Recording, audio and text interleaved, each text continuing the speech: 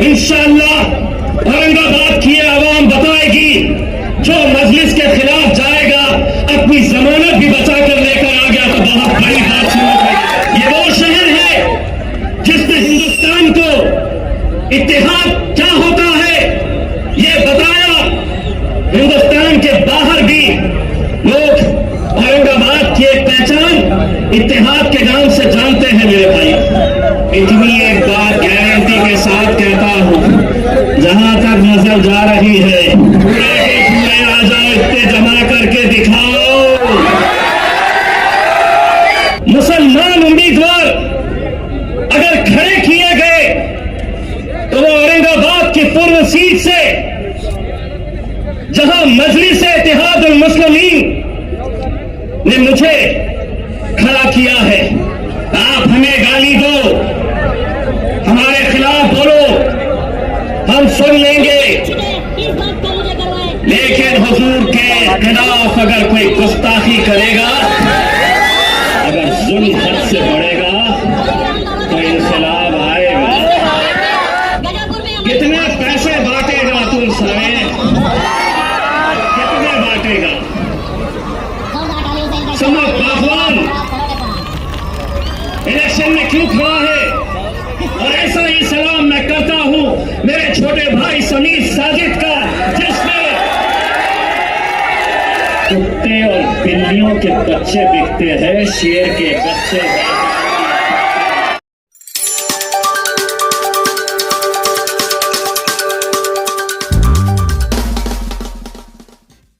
तो मैं आप श्री महाराज के नाम से जानता हूँ।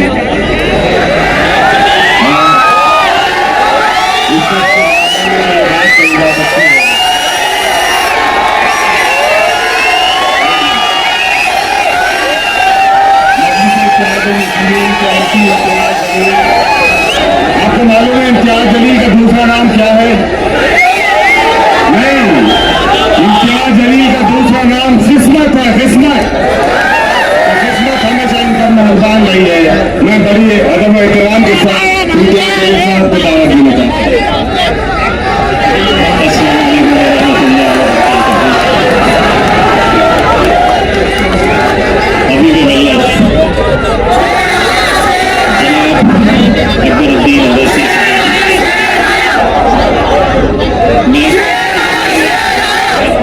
बाजू आकर बैठे तो मैंने अकबर साहब को बताया कि अकबर साहब, ये इतने सारे आपके चाहने वाले हैं, लेकिन इनसे ज्यादा चाहने वाले ये जो स्टेज के ऊपर खड़े हुए हैं, ये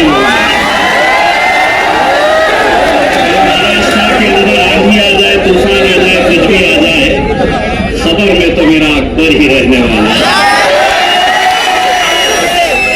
बहुत दिनों से इंतजार था तुम्हें कि कब आएंगे, ये आ गए। अकबर अवैसी साहब, ये चिराग को देखकर मचल रही है हवा। मेरे शहर में कुछ दिनों से बहुत तेज चल रही है हवा। बना रहे हैं किस्से जो मेरी नाकामियों के, उन्हें क्या खबर है कि रुख बदल रही है हवा। अल्हम्दुलिल्लाह, मैं सबसे पहले तो अल्लाह रब्बुल इज्जत का तहे दिल से शुक्रिया अदा करता हूँ। मैं जितना अल्लाह का शुक्र अदा करूँ वो कम है। ये मोहब्बतें, ये दीवानगी, ये जुनून पिछले 10 साल से आपने इसमें कमी नहीं, बल्कि हर बार ये बढ़ती ही जा रही है। आपने मुझे मौका दिया, बैरिस्टर असदुद्दीन अवैसी साहब, अकबरुद्दीन अवैसी साहब ने मुझ पर एतमाद जताया। 2014 में एमएलए बनाकर आप लोगों ने भेजा। 2019 के अंदर जब सारी दुनिया कहती थी कि एमपी बनना आसान नहीं है, लेकिन मेरे ये गरीब मुसलमानों ने, दलितों ने, पिछड़ों ने एक आवाज लगाई और अल्हम्दुलिल्लाह आपने पार्लियामेंट के अंदर मुझे भेजा। 2024 में जब हमें नाकामियों का सामना करना पड़ा तो यकीनन आप भी मायूस थे, मुझे भी अफसोस था, लेकिन उसके बावजूद भी मैं ये लेकर जो भी होता है, अल्लाह जो भी करता है वो बेहतरी के लिए करता है। जो भी फैसला अल्लाह का होता है उसमें उसके रजामंदी होती है। शायद हो सकता है कि अल्लाह ने वहां नाकामयाब किया था तो यहाँ कामयाब करने वाला है। अल्लाह ने यह सोचा होगा कि बैरिस्टर असदुद्दीन अवैसी साहब पार्लियामेंट में अकेले संभाल सकते हैं।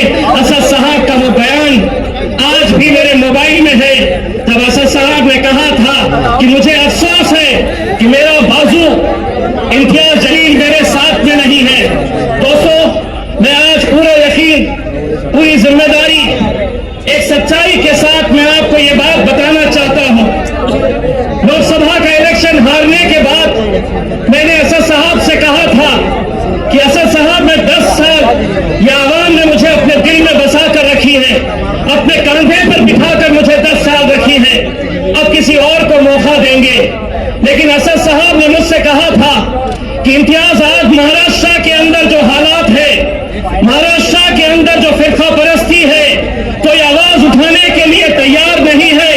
उन्होंने अपना हुक्म दिया कि किसी भी हालत के अंदर तुम्हें महाराष्ट्र की विधानसभा के अंदर जाकर इन लोगों की आवाज बनना है और लड़ना है हुकूमत से आंख में आंख डालकर। मेरे कायद का हुक्म सर आंखों पर।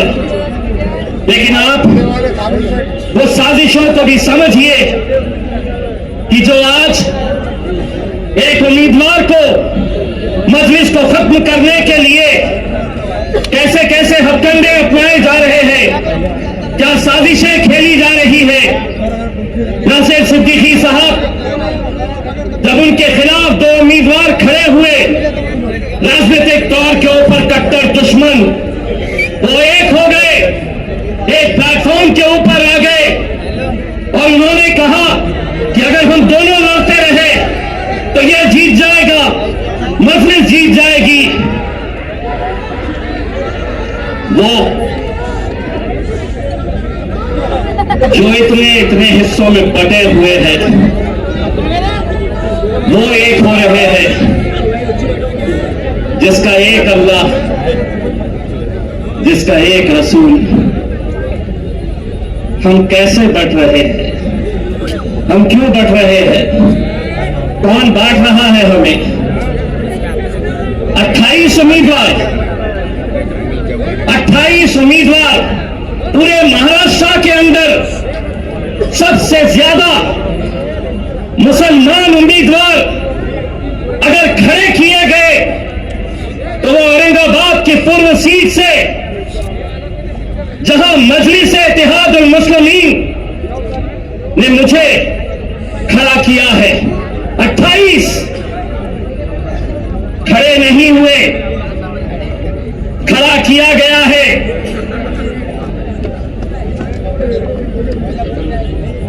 मिन्नतें की गई उन्हें समझाने की कि आज हालात क्या है।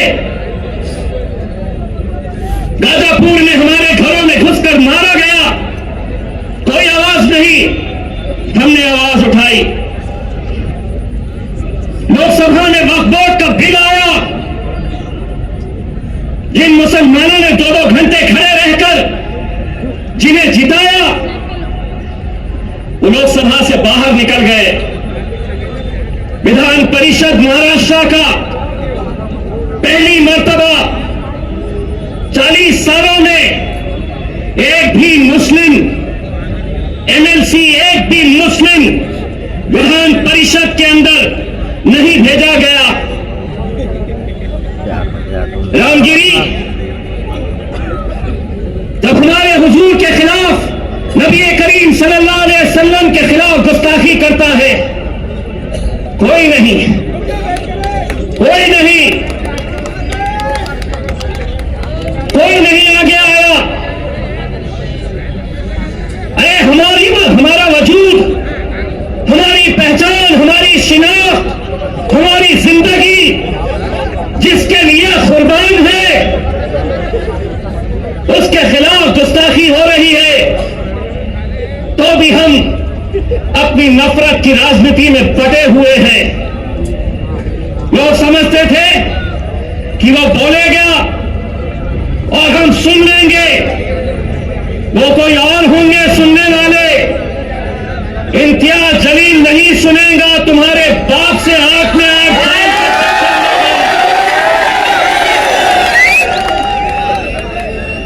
एक आवाज हमने क्या लगाई, अल्हम्दुलिल्लाह पूरा हिंदुस्तान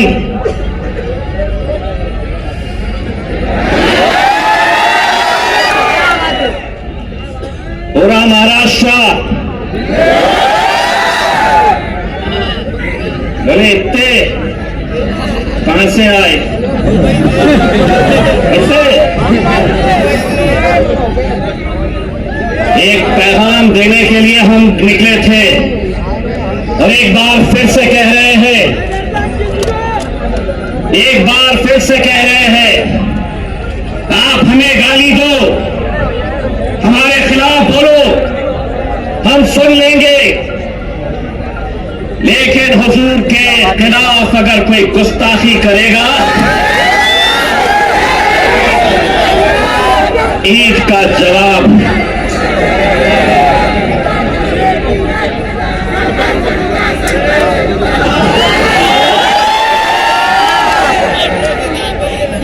पुलिस वाले देख रहे मेरी तरफ, बोलता क्या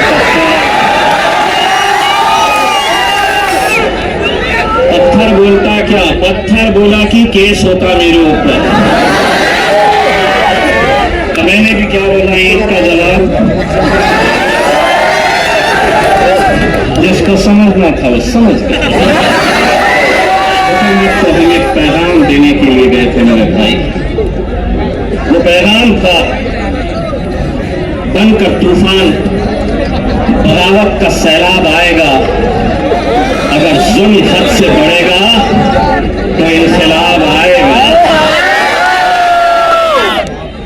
मेरे भाई, इस इलेक्शन के अंदर मुझे तो ऐसा लग रहा है कि जितने मुसलमान उम्मीदवार खड़े हुए हैं, उनकी लड़ाई भाजपा से नहीं है, उनकी लड़ाई शिवसेना से नहीं है। जहां 4 लोग जमा हो गए, वहां बस इम्तियाज जलील, सिर्फ इसी का चर्चा। लेकिन हमारा मुकाबला भारतीय जनता पार्टी से है। कितने पैसे बांटेगा तू सारे,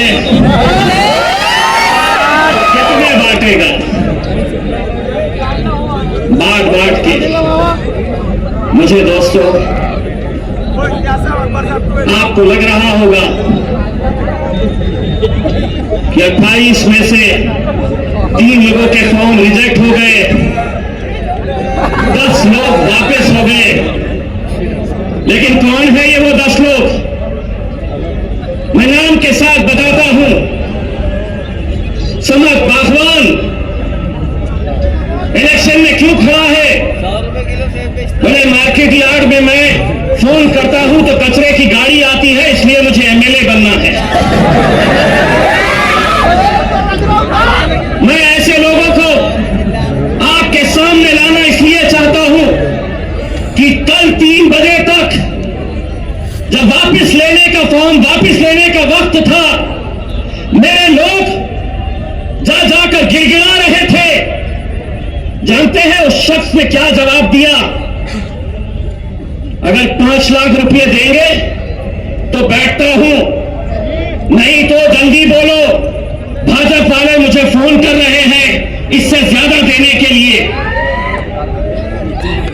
ये दौर में हम आ गए हैं कि जहां फॉर्म के 10-15 लोग पूरे लाखों लोगों की दलाली करने के लिए निकले हुए हैं। हर इलेक्शन के अंदर इलेक्शन को धंधा बना दिया गया है। बार बार बार बार 18 उम्मीदवार, मैं तो सलाम करता हूं एसडीपीआई के मेरे भाई करीम को, जिसने खुद से कहा कि आपके लिए, काम के लिए। आप बताइए, मैं सलाम करता हूं ऐसे नौजवानों का।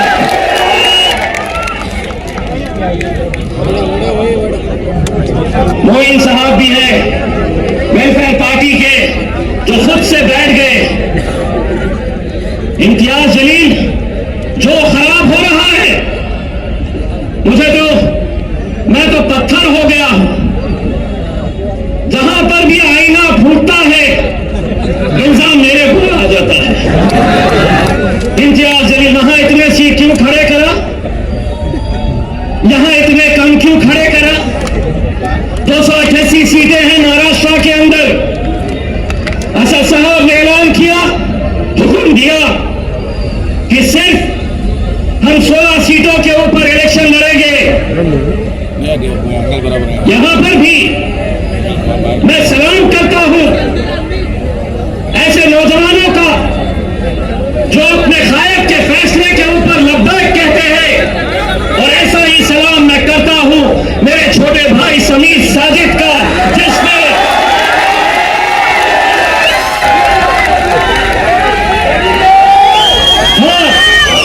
समीर साजिद भी नाराज हुआ, उसे भी थोड़ा गुस्सा आया। जानते हैं, जिस दिन असद साहब का फैसला आया उसके दूसरे ही दिन शहर के जितने भी मजलिसी मुखालिफीन हैं उन्होंने समीर को फोन किया और कहा कि अब तू हमारे साथ आ जा, हम दिखाएंगे मजलिस को, हम बताएंगे असद साहब को, अकबर साहब को, इम्तियाज जलील को। लेकिन ये नौजवान लड़के ने कहा कि मैं पहले भी मजलिस में था, आज भी मजलिस में हूं।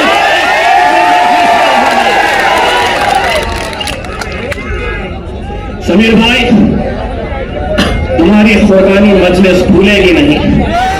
इलेक्शन जिस दिन खत्म होगा इंशाअल्लाह दूसरे ही दिन तुम्हें महाराष्ट्र की एक बड़ी जिम्मेदारी दी जाएगी इंशाअल्लाह।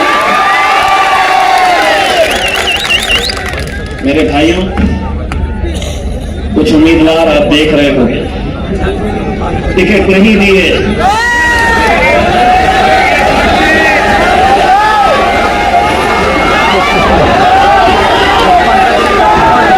हमने इसे भी नहीं दिए, टिकट तो हमने कई लोगों को नहीं दिए। लेकिन क्या इसका मतलब यह है कि तुम इतने बड़े हो गए हो कि तुम अब मेरे कायद बैरिस्टर असदुद्दीन अवैसी और अकबरुद्दीन अवैसी के खिलाफ तुम महफिलें सजा रहे हो? तुम्हारी जबान खुलने से पहले ये सोच लिया करो कि इतने साल तक तुम्हारा हमारा रिश्ता था, अचानक एक ही दिन के अंदर टिकट नहीं तो इम्तियाज जलील बदमाश असदुद्दीन अवैसी इनके लिए काम करते हैं, उनके लिए काम करते हैं। इंशाअल्लाह औरंगाबाद की आवाम बताएगी, जो मजलिस के खिलाफ जाएगा अपनी जमानत भी बचा कर लेकर आ गया तो बहुत बड़ी बात सुन।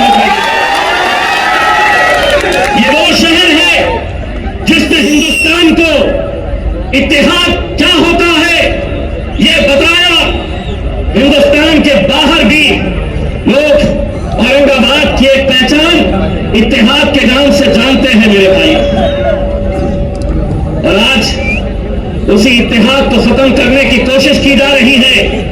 पैसा भारतीय जनता पार्टी दे रही है, पैसा नासिर के खिलाफ एकनाथ शिंदे की तरफ से आ रहा है कि इनको खरीदो, इनके वोटों को तस्लीम करो, इनको बांटो।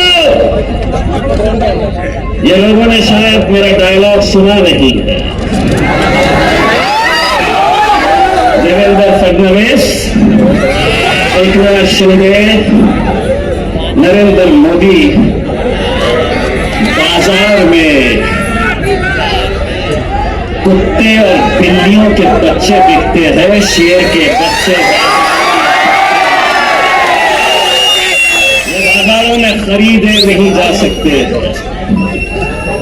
आज मीडिया वाले ने आकर कहा, आपको पता है औरंगाबाद की ये सीट भारतीय जनता पार्टी के लिए बहुत मायने रखती है।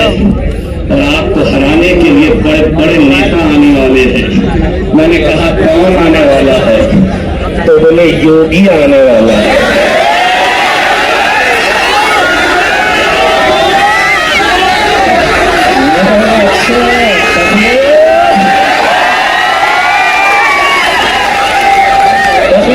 यहाँ पर भी लेकिन एक बात याद रखना, टकलू भाषण के बाद कटकट गेट में आके नान खलिया खाके जरूर मजा आएगा। और योगी पे क्यों खत्म? लाओ जिसको लाना है। इतनी एक बात गारंटी के साथ कहता हूं, जहां तक नजर जा रही है, देवेंद्र फडणवीस, एकनाथ शिंदे, अजीत पवार, शरद पवार, उद्धव ठाकरे, नाना पटोले, पूरे के पूरे आ जाओ, इतने जमा करके दिखाओ। ये अकेले किसके नाम पे आए हैं मालूम है?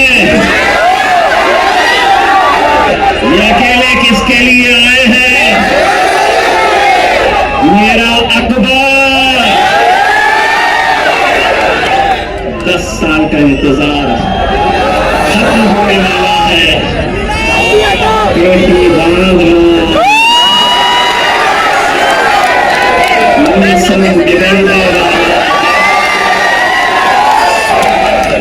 मैं अब आपसे इजाजत लेता हूँ और यही उम्मीद करता हूँ कि 20 तारीख के दिन आप सबको निकलना है, मजलिस को कामयाब करना है। और हाँ, जाते जाते इतना कहना चाहता हूँ, अकबर भाई का ये एक ही जलसा नहीं है, अभी 2 बार और आने वाले हैं।